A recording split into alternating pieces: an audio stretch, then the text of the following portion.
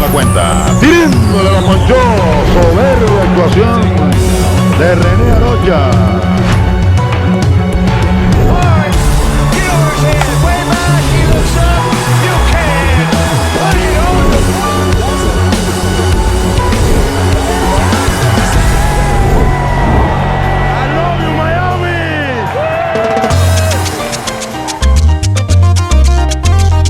Desde hace 30 años, las grandes ligas han vuelto a disfrutar de nuevo del inagotable talento beisbolero cubano. Desde el Iván Hernández y su I Love You Miami y los 4 anillos de campeón de su hermano el Duque, hasta los premios de novato del año y el jugador más valioso de José Pito Abreu y la velocidad endemoniada de Aroldis Chapman, los peloteros de la mayor de las Antillas, aunque todavía son pocos, han hecho mucho ruido en estas últimas 3 décadas. Pero para que todos ellos hayan brillado y sigan haciéndolo en el mejor béisbol del mundo, tuvo que haber alguien que rompiera el muro político impuesto por el régimen de Fidel Castro, tras la eliminación del profesionalismo en Cuba, tal como lo hiciera Jackie Robinson en 1947 con la barrera racial. Ese fue René Arocha, el Jackie Robinson cubano. Desde el año 86 ya yo quería quedarme a vivir aquí en este país. No tuve la oportunidad, pero en el año 91 se presentó la oportunidad. Tuve gente que me ayudaron a poder quedarme, especialmente mi tía, que me acogió en su casa y tú sabes, me apoyó 100%. Y bueno, eso fue en el año 1991. Es la oportunidad, cuando tú tengas la oportunidad. Tú puedes tener en tu mente que tú quieres hacerlo, pero si no tienes quien te ayude, no tienes una mano alguien que te dé la mano, es imposible quedarse solo así al azar, tú ves. Y eso fue lo que sucedió años antes, que no tuve la ayuda de nadie, no tuve a quién recurrir, no tuve en qué hombro apoyarme. Y bueno, en el 91 fue que se dio. El 10 de julio de 1991, Arocha aprovechó una escala de la selección nacional en Miami para dar el paso que, sin saberlo, transformaría para siempre el béisbol cubano. Cuando se escriba la historia del béisbol cubano, René Arocha tiene que aparecer, tiene que ser considerado una suerte de Jackie Robinson. ¿Por qué razón? A ver, antes de Jackie Robinson hubo negros en las grandes ligas. Los hermanos Fleetwood y Welday Walker eran jugadores de grandes ligas en 1884. Y pasó que en una ocasión ellos jugaban con el equipo de Toledo y enfrentaron al equipo donde jugaba Cap Anson. ¿Quién es Cap Anson?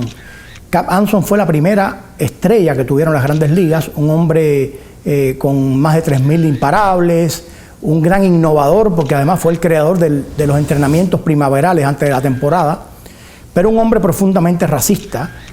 Cuando el equipo de Cap Anson se enfrentó al equipo de los hermanos Walker, él sencillamente dijo: saquen esos negros del terreno o yo retiro mi equipo. Y a partir de ese momento se estableció una barrera racial en 1884 que duró hasta 1947, cuando Jackie Robinson rompe esa barrera racial. En el caso de René Arocha, antes de él hubo cubanos en grandes ligas, en fecha tan lejana como 1871, hace 150 años. Pero en el año 1962 se elimina el profesionalismo en Cuba y se crea una barrera política establecida por el régimen de Fidel Castro. René Arocha es el hombre que rompe esa barrera política. Así que el valor para la historia que tiene René Arocha es invaluable y ojalá las nuevas generaciones lo sepan apreciar. Bueno, el equipo veníamos de Tennessee y todo el equipo sabía que íbamos a hacer estancia en el aeropuerto de Miami desde las 10 de la noche hasta el otro día a las 6 de la mañana. Y nada, llegamos ahí al aeropuerto y ahí estaba mi tía esperándome, estaba mi papá esperándome, y no solo a mí, había una congregación de gente tremenda esperando a todo el equipo, porque todo el equipo notificó a amigos y familiares que íbamos a hacer esa estancia en Miami. Y aquello era un mundo de gente esperando al equipo. Cada uno cogió por su lado esa noche. Todos salieron fuera del aeropuerto, todos salieron a pasear, todos salieron a visitar amigos y bueno, incluyéndome a mí. Lo único que yo no regresé.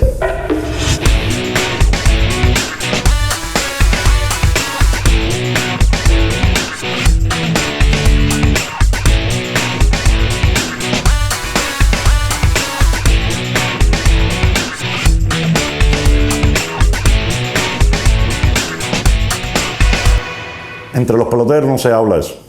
Nunca se habló nada, ni nadie habló de quedarse, ni habló de desertar. Cuando yo me quedé, el único que lo sabía era el Pli de Roja. Era el único pelotero que sabía que iba a quedarme. Y lo sabía desde San José de las Lajas. Pero no solo que era el único pelotero, era la única persona que lo sabía. Nadie en mi familia lo sabía, nadie, solamente el Pli de Roja. O sea, si a mí me pasaba algo, el culpable era el Pli de Roja. Pero yo tenía la confianza suficiente para que él lo supiera. Desde que estábamos entrenando en San José, recuerdas que el equipo Cuba entrenaba en San José de las Lajas, él tuvo la confianza en mí para dejarme saber que se iba a quedar. Y nada, las conversaciones siempre fueron, tú sabes, de buscar algo diferente. Él siempre me hizo énfasis de que él se iba a quedar a ser como un cubano más, que venía a los Estados Unidos en busca de libertad. Él no tenía ya en esos momentos la idea de llegar y jugar al béisbol, pero sí quería tener un cambio de vida, quería ser un hombre libre. Eso él siempre me lo decía y nada, yo le respondía que le deseaba mucha suerte y que ojalá su sueño se hiciera realidad.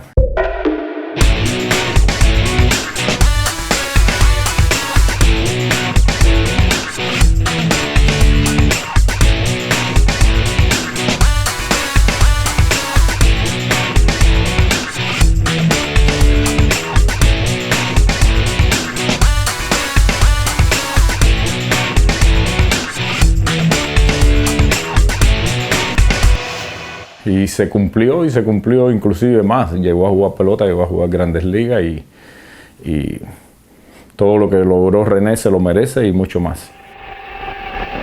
Yo tenía ya mis conceptos desde muy joven. Yo no vine a jugar pelota, yo vine a trabajar. Yo vine a hacer una vida aquí. Yo estaba harto de Cuba. Tú sabes, yo estaba harto del sistema comunista. Y por ende yo me fui. A mí ningún scout me dijo, quédate que vas a jugar pelota. Quédate que... Dejar la familia, imagínate, sí. Pero mi familia estuvo mejor después que yo me quedé. Porque si no, si mi familia éramos 7, hubiéramos sido 8 en condiciones deplorables. Traidor a la patria fue el término que usó la dictadura para catalogar la decisión de Arocha de no regresar a Cuba. Al llegar la selección nacional a La Habana, muchos jugadores fueron sometidos a interrogatorios en busca de una conexión con el desertor. Bueno, aquello fue como un caos, ¿no?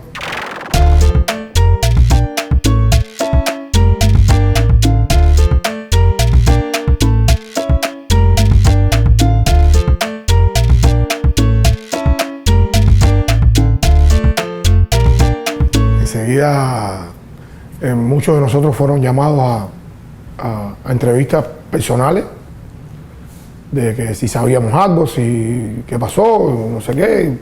Pero bueno, todo el mundo, no, nada, eso fue una determinación de él, nadie sabía nada, pero fue algo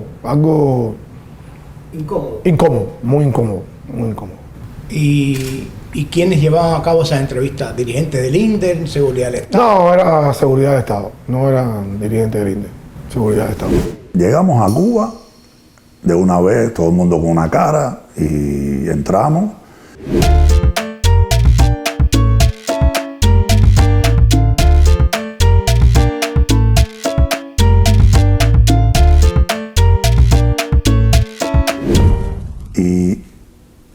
Exactamente no me acuerdo quién fue el que habló con nosotros ahí. Lo que sí me acuerdo fue que nosotros viajamos llegando a La Habana, nos dijeron todo lo que sucedió, no comentarios, no se habla, todo el mundo callado, ahí se despertó todo el mundo cuando yo me enteré de eso. Y ahí volamos a Santiago de Cuba, porque íbamos a jugar con los americanos que iban a Santiago de Cuba, y llegamos allá, y no me acuerdo si fue en La Habana o fue en Santiago de Cuba, que nos habló Lazo. Hubo un meeting ahí, nos habló Lazo. y dijo acerca del traidor, esto, lo otro, ya. Me acuerdo de eso. Y después seguimos ya jugando. Pero aquello quedó clavado, aquello fue una puntilla dura para ellos y fue difícil entender que estábamos todos metidos en un momento difícil porque René se había quedado. Eso es decir, lucía como que todos nosotros éramos culpables. Empezaron a hacernos preguntas y entrevistas a ver qué podían sacar y nada, normal, lo que todos los cubanos que vivimos en ese sistema sabemos. Tú sabes, la represión, la presión de querer buscar información, de querer encontrar un culpable y nada, hasta que al final lo lograron. Y creo que rompió el hielo de algo que era como algo inalcanzable, ¿no? Algo que oscuro, que uno no sabía a qué se iba a enfrentar. Pero creo que René tomó una buena decisión. Tomó una buena decisión porque primero pudo lograr lo que ninguno de nosotros logró y soñó, que fue jugar en las Grandes Ligas, y él lo pudo hacer. Pienso que fue pionero y creo que sí, que cada cual es libre de haber hecho con su idea y con su vida lo que haya querido. Y particularmente pienso que sí, que tomó una decisión muy buena. René Arocha había dado un salto al vacío, un paso a lo desconocido, aunque ello implicara renunciar al béisbol, que había sido parte de su vida desde los primeros años de su niñez. Yo no sabía nada absolutamente.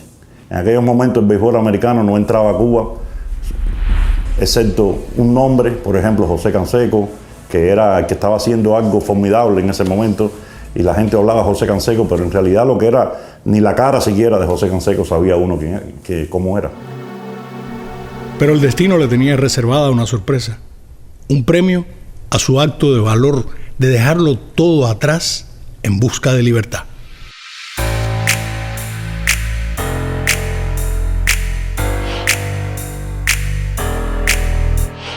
La primera vez que vi un juego de Grandes Ligas delante de mí, porque recién yo me quedé, mediante una invitación de José Canseco, fui con Sarbelio del Valle, un periodista deportivo de Miami, fuimos a California, que estaban jugando los Yankees contra los Anaheim Angels. Y yo estaba con Sarbelio sentado en la grada, bien cerquita del terreno. Y en el transcurso del juego Sarbelio me preguntó, ¿tú crees que tú puedes pichar ahí? Yo le dije, sí. ¿Por qué? Porque ya yo estaba viendo que no era una gran diferencia el béisbol que yo jugaba, era béisbol. O sea, no habían superhombres en el terreno. Eran seres humanos, peloteros, que lo mismo se podían ponchar que darle un rolling que hacerle un error. Y entonces en ese momento fue que yo le dije, sí, yo puedo pichar ahí. También Hurtado tuvo mucho que ver en esto, porque Hurtado fue uno de los que también me preguntó, ¿cómo está tu brazo? ¿Tú estás bien? Dígole, sí, yo estoy bien, yo estoy tirando 90, 91, la velocidad que siempre he tirado siempre. Y él me dijo, bueno, si tú estás tirando 90, 91, tú no tienes dolores en el brazo, tú puedes pichar aquí. Porque bueno, ya Manolo tenía 2, 3 años viviendo en este país, viendo el béisbol americano. Y él sabía quién era yo, desde muy temprano. Y ahí entonces fue que yo conjuntamente con Manolo empezamos a ir al parque, a tirar unas pelotas y a correr un poco. Y conseguí un agente, que es lo primero que tiene que hacer un pelotero, conseguir un agente de pelota, para que ese agente te represente ante los equipos de Major League. Y empecé a hacer los tryouts. Los tryouts consistían en encaramarme en una loma, lo mismo en el parque, en el Grapeland, ahí en Miami, que en otros lugares, hasta California fui a hacer tryouts. Y bueno, todos los equipos, todos los scouts iban a verme. Hasta que decidieron, durante la Liga Instruccional de la Florida, mandarme a pichar en diferentes equipos sin pertenecer a ninguno. O yo iba al terreno Speed Trainer de Houston y pichaba par de innings. Y en 2 días pichaba con Kansas City par de innings. Estamos hablando en la liga de novatos. Y bueno, entonces de ahí cuando empezaron a verme estuve como un mes y algo haciendo eso. Hicieron un sorteo especial y salieron los Cardenales. Es más, pusieron los papelitos en una gorra. Fue en una gorra que lo hicieron. Y entonces ahí todos los equipos interesados se pusieron y salieron los Cardenales. Ya a la vez que salieron los Cardenales ya tenían los derechos sobre mí por 1 año. Si yo no quería firmar con los Cardenales, yo tenía que haber esperado un año para entonces ser agente libre. Pero yo quería jugar pelota. Y de una vez dije, aquí mismo nos vamos. Lo que significa René Arocha para nosotros los cubanos, primero es un hombre que nosotros respetamos mucho, una persona que ha hecho hizo su trabajo en el deporte muy correcto. Nos demostró y nos enseñó en Cuba que podía, también aquí en las Grandes Ligas, demostró que podía. Entonces para nosotros René Arocha se convirtió como el héroe, ¿no? Como el Robin Hood, que nos enseñó que sí se podía, nos enseñó que un camino y tomar decisiones para ser libre.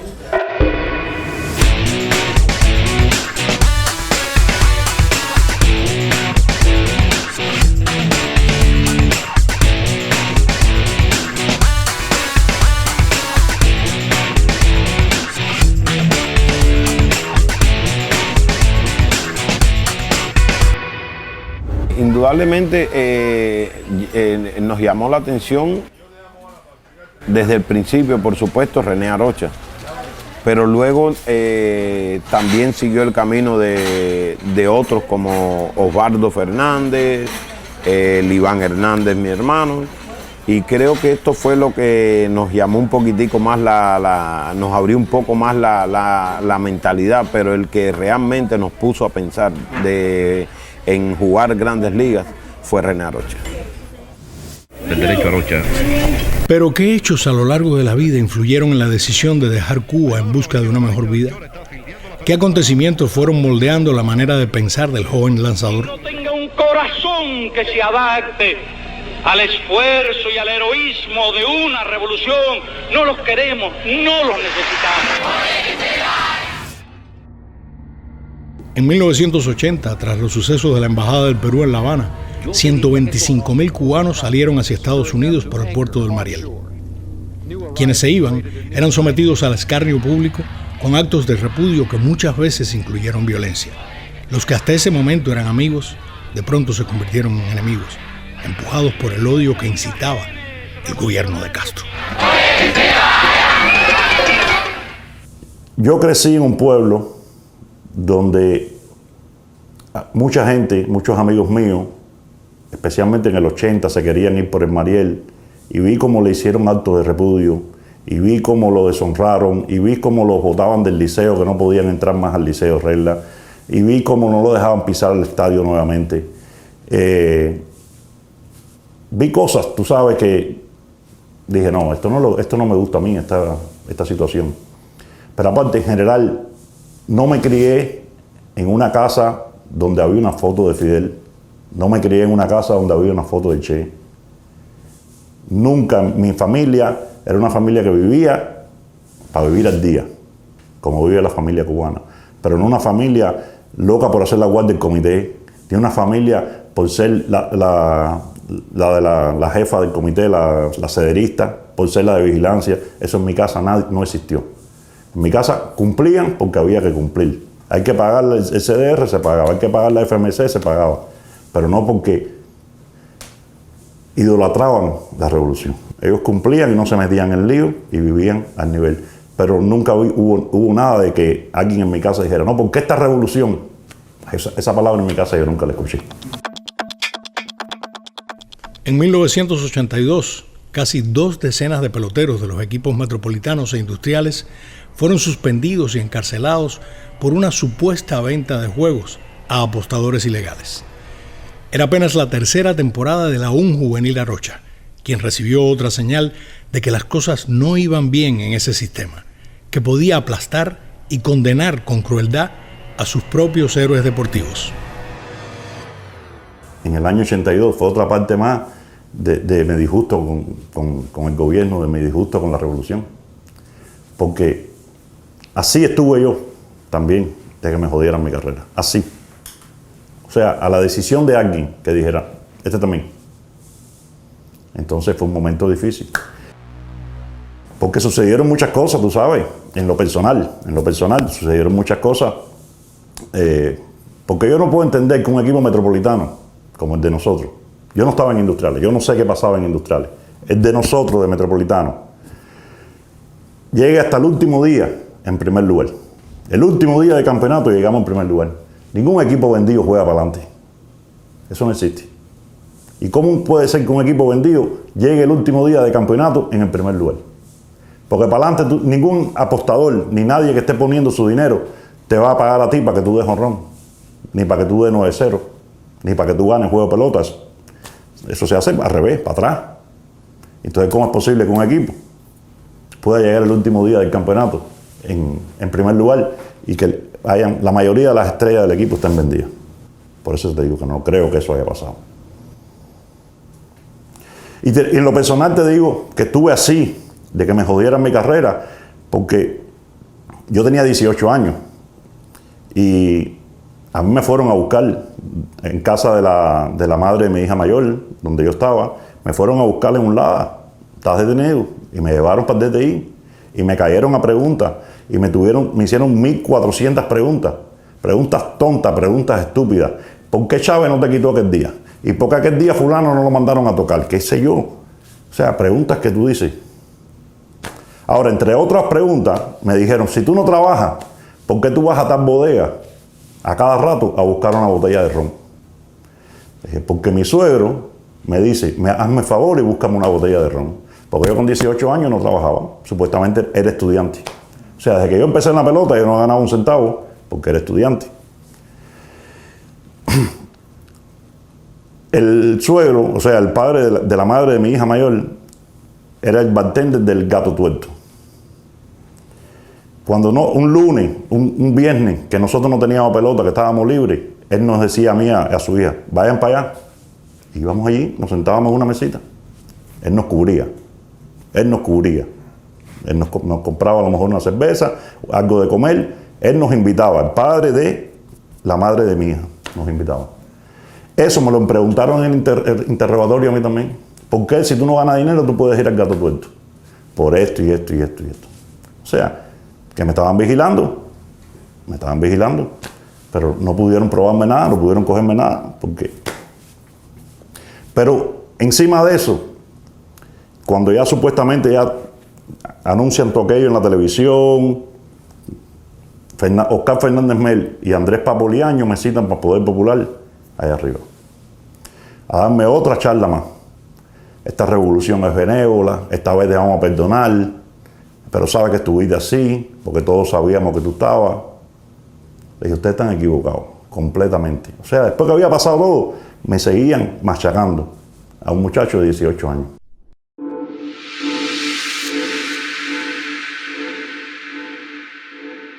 Al quedarse en Miami y lograr llegar a las grandes ligas, Arocha destapó la caja de Pandora que cambió para siempre la historia del béisbol cubano.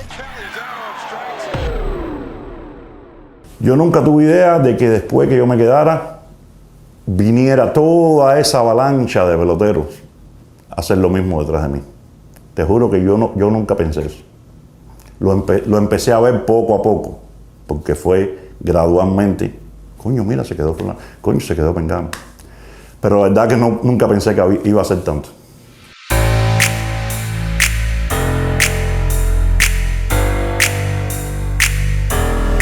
Yo fui el primero que me quedé, pero gracias a Dios jugué.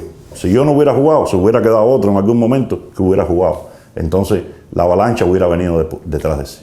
Pero definitivamente en estos 30 años, aunque yo no hubiera llegado a jugar, se hubiera quedado alguien más. Ese alguien más pudo haber sido Edilberto Oropesa, un lanzador zurdo de la provincia de Matanzas, quien el 10 de julio de 1993, exactamente 2 años después de que lo hiciera Arocha, abandonó la selección nacional durante los Juegos Mundiales Universitarios que se celebraban en Buffalo, estado de Nueva York. Yo desde que, tú sabes, desde que yo tengo como 13 o 14 años, yo siempre deseaba venir para, le decíamos la Yuma. Lo que sí fue cuando el último año mío, en el 93, creo, no me acuerdo si fue la selectiva occidental o cuando fuimos a jugar Matanzas contra Industriales, alguien me enseñó, por eso te digo que era la única referencia, me enseñaron como una revista, un periódico que salía René Arocha. Y cuando yo vi, coño, Arocha en Grandes Ligas, me alegré, pero yo tenía tomada mi decisión y de verdad que también para mí no era una referencia porque Arocha estaba a un nivel mayor que yo, entonces yo no, tú sabes, yo tenía decidido venir de una vez para acá y me pasó lo mismo que René. Cuando yo deserté, yo no tenía en mi mente jugar así pelota y de llegar a las Grandes Ligas, porque yo veía las Grandes Ligas muy, ¿sabes?, muy lejos. Oropesa logró jugar 4 temporadas en las mayores con Filadelfia, Arizona y San Diego, luego de protagonizar una de las fugas más espectaculares de un pelotero cubano, cuando saltó la cerca del jardín central del estadio de Búfalo ante la mirada atónita de sus compañeros de equipo. Cuando llegamos a Búfalo, yo no sabía hablar por teléfono, porque en mi vida, si había hablado 2 o 3 veces por teléfono, era mucho. Y internacional, ¿cómo iba a saber yo? Me acuerdo que estoy al lado del teléfono y pasa Yoval Dueña, y Yoval había viajado. Y le digo, Yoval, mira, hazme la llamada esta a mi familia en Miami, que me van a venir y me van a traer dinero, que esto. Él hace la llamada, y cuando hace la llamada en ese tiempo le dicen, me acuerdo que le dicen, ¿cuál es el área code? Porque yo me había aprendido de memoria, no se podía, yo tenía miedo el número, yo me había aprendido los 7 números de memoria de mi tía. Y Yoval me dice, ¿cuál es el área code? Y le digo, Yoval, ¿qué cosa es eso, área code? Y era gente preguntando el área code para hacer el collect call. Y le digo, Yoval, dile que es Miami. Y entonces le dice 305. Y él, ok, Yoval, ya. Me pone la llamada, y el que agarra la llamada es mi primo. Y mi primo, lo único que hablamos, hacíamos no sé cuántos años que no nos oíamos, desde que salió casi por el Mariel, un año después en Mariel. Y lo único que me dijo mi primo, ¿te vas a quedar para irte a buscar, sí o no? Sí, y me colgó.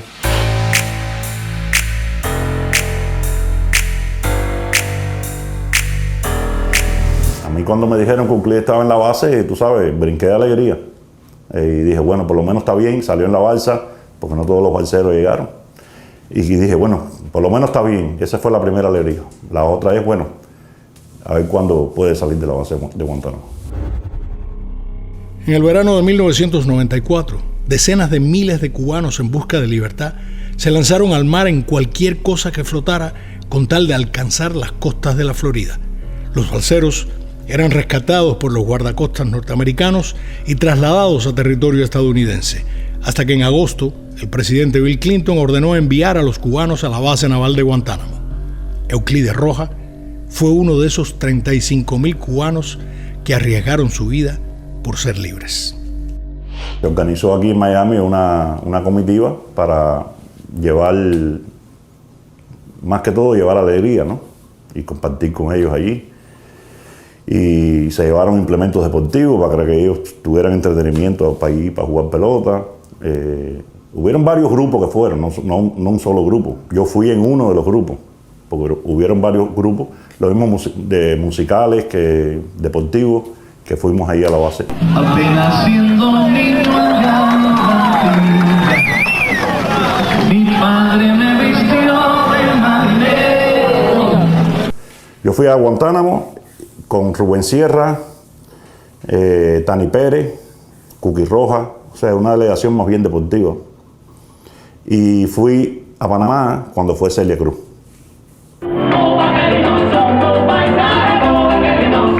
Cuando yo vi que René entró por la puerta del campamento para adentro, que no los dejaban entrar, pero él se coló. Tuvo la sabiduría de engañarlos y entrar por el campamento y llegó hasta donde estaba en la carpa, que casualmente me habían acabado de operar de apendicitis. Verlo fue una emoción grandísima, una alegría increíble y un apoyo para todos los cubanos que estábamos ahí en Guantánamo. Y conociendo a René, no me extraña que él haya hecho eso por los cubanos, no solo por mí, que somos hermanos, que somos amigos, sino por todos los cubanos que estábamos en esa situación. Yo conozco sus sentimientos, conozco su manera de pensar hacia Cuba y no me extrañó verlo, pero sí fue una sorpresa muy agradable. Lo que comenzó como un goteo con Arocha y los primeros que siguieron sus pasos, se convirtió en un torrente indetenible que supera ya el millar de peloteros que han abandonado la isla en pos de sus sueños. El periodista Francis Romero ha documentado en el libro El sueño y la realidad todos y cada uno de los jugadores que salieron de Cuba desde Arocha hasta la fecha.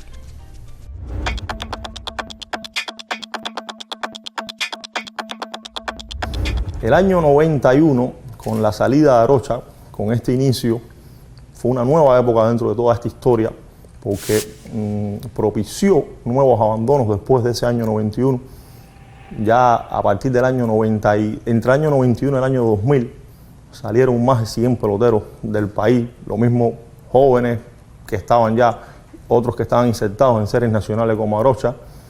Y entonces toda esta historia, que parece que comienza aquí, sigue ramificándose. Ya en el año de 2001 a 2010 se marchan del país más de 250 peloteros. Y la parte final del libro, que es el último capítulo, que es ya un capítulo que titulé La Explosión, porque es un éxodo ya en desbandada, no era un éxodo sistemático, a veces un poco lento. Ya a partir del año 2011 al 2018 salieron de Cuba más de 600 jugadores, cifras alucinantes como más de 200 jugadores en un año, en el año 2015. Todo este camino de salidas, de abandonos, fue René Arocha el pionero de toda esta historia. ¿Actualmente tienes comunicación con peloteros que están jugando hoy en Grandes Ligas? No. No, acuérdate, es una generación que más nueva. O sea, yo no jugué con ninguno de ellos, no los conozco. Al único que alguna vez tuve la oportunidad de conocer fue a Pito Abreu, ¿sabes? Pero no tengo relación directa ni comunicación, simplemente lo conocí y hasta ahí. Y cuando él te conoció a ti, él sabía quién tú eras, él sabía lo que tú significabas para todos los peloteros que estaban en Grandes Ligas. No, yo fui el que estábamos en un lugar donde era una fiesta donde había muchos peloteros, incluyendo estaba Bárbaro Garbey también ahí, en esa fiesta. Y alguien llegó, mira, Pito Abreu me lo presentó y yo le di las gracias a él. Le dije, coño Pito, gracias por lo que está haciendo por nosotros los cubanos en Grandes Ligas, está poniendo el nombre bien en alto. Y él me dijo, no, gracias a ti por enseñando el camino.